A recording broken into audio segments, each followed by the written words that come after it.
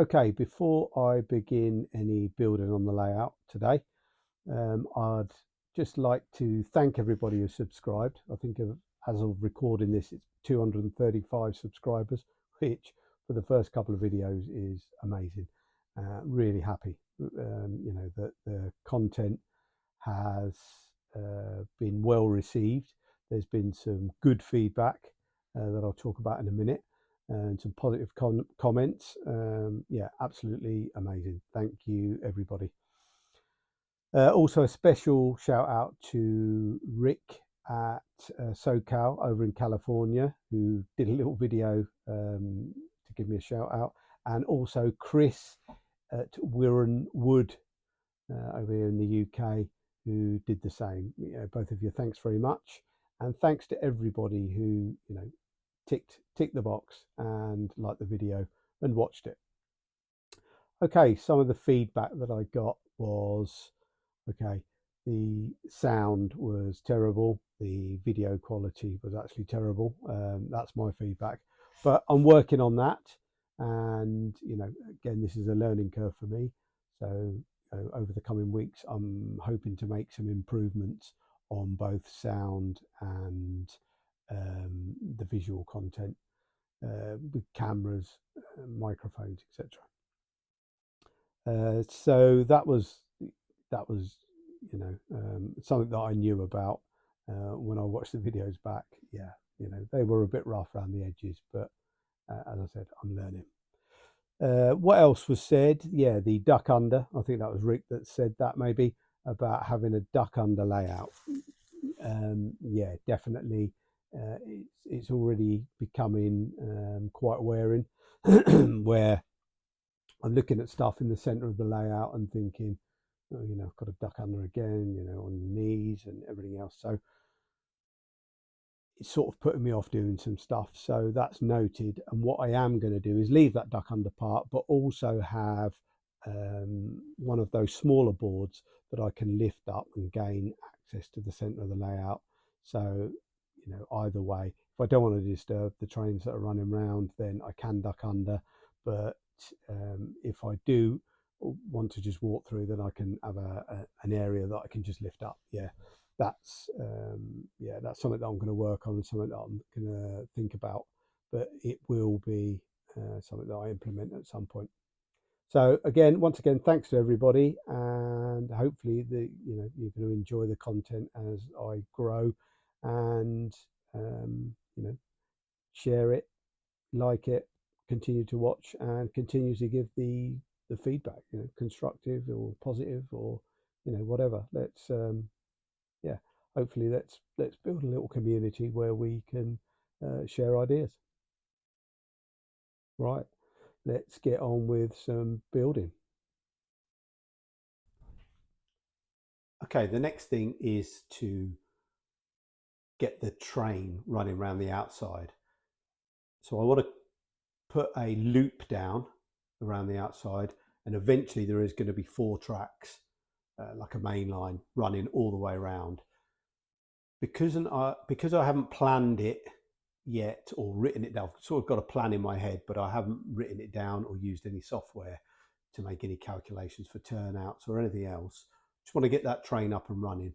But what I think I'm going to do, or what I think is going to be the way forward, is to put some kind of underlay with a shoulder on, so when I ballast, it's more realistic that I've got that slight the shoulders at each side of the track. So I've got this flooring material, so it's an underlay for laminate floor. It's about 3mm thick, and I've cut it down into strips slightly wider than the track, so that's 40mm, 1.75 inches, something like that. And I'm going to stick that down with PVA glue, again about 45mm, 1.75 inches from the outside of the baseboard, and then get that all the way round, and then get some track on. I'm going to run a DC train at the beginning, just because that's what I've got. I picked some cheap shunters up on eBay, and that's easy to get up and running. The layout will be DCC, but that's going to take much more planning for wiring and everything else. I need to put a lot more thought into that. But while I'm working in here, I want to get that train going round. So that's what I'm going to do next.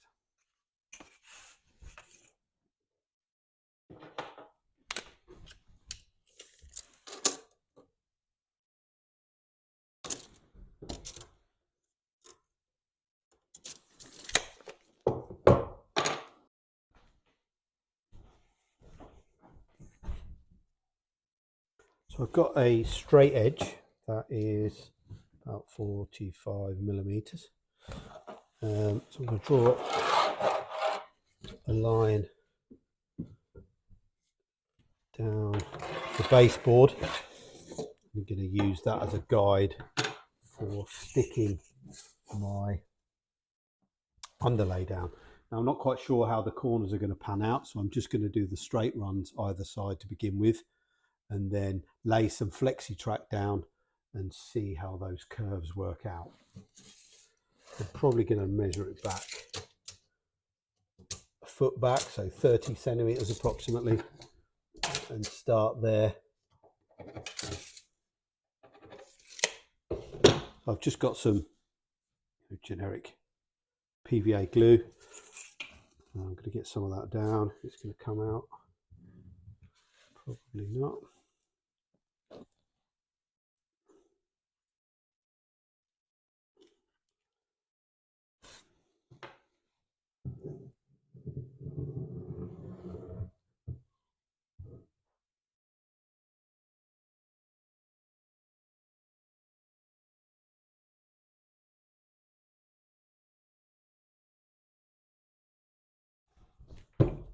And just spread that around.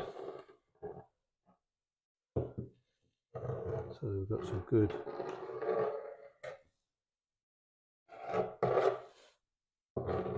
coverage. I'm going to pin the track down, or screw the track down. But that's a good start.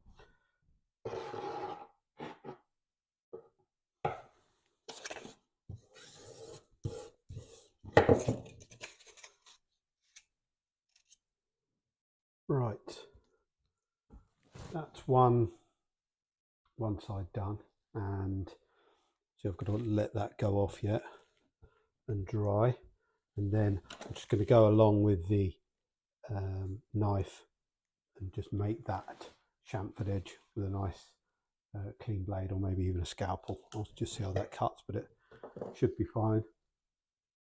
And then when I've got some track down, I can work out exactly what the curves are and then make that run around there as well. It's pointless cutting that beforehand, so I need to work out what that curve is exactly.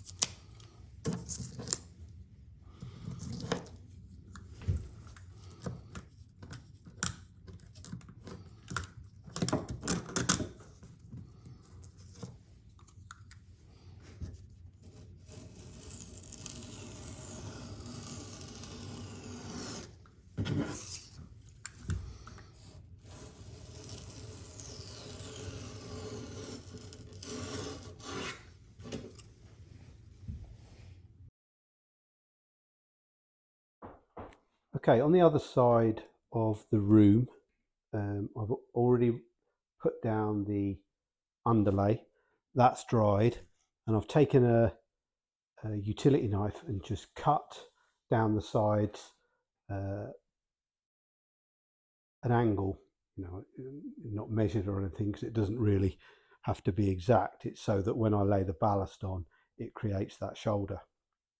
And then I'm pinning some track in place. Again, I'm going to have to put droppers and everything else in, but for now I'm just going to fix it in place with some screws, these really small Pico track screws, and I'm using a small hand drill to drill a hole in the sleeper and then through slightly into the baseboard, putting a track pin in or track screw, and then using this really small screwdriver to fix it in place. I'm already realizing that I'm not going to say specialist tools, but there are some tools around making this layout that certainly make things easier, and sometimes a big drill is going to be overkill, where these small hand drill, and a small, it's probably from, I don't know, PC building or something like that, small screwdriver is going to help. So that's firm in place. I'm using these guides just to make sure it's straight as I go along. Like I say, I'm going to have to put droppers in. There's a whole load of that's going to happen. You're going to have to solder all those cables in place, but for now just want to get it going round